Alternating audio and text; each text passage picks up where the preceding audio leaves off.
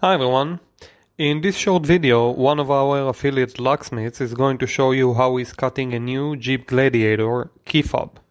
This is how it's actually done on site in case you lost all your keys or just want to have a spare set. This is a necessary procedure that requires a special cutting machine for all Jeep key fobs. Before we start, we would really appreciate if you can like this video, and of course if you need any help you can contact us 24/7 and we will connect you with a locksmith near you. Hello everybody, we are working on a 2020 Jeep Gladiator. This is the new key we're going to program. This is the old key that the customer washed in the washing machine. No longer works, but we do have to copy the key. This is the emergency key that will open the door since it's a push start ignition. So we decoded the key and we're going to let the machine cut the new key.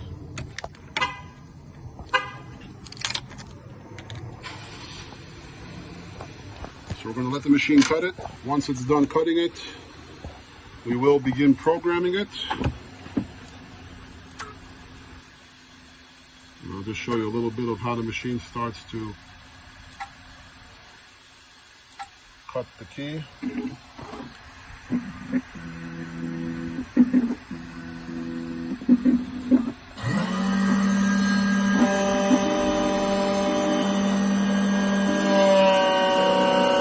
So right now the machine is cutting right through the middle of the key to create the groove.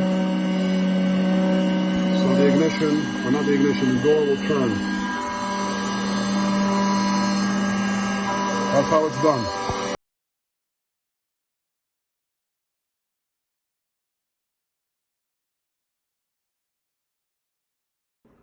Okay, so as you can see, we have cut keys for this vehicle. It is a push to start ignition.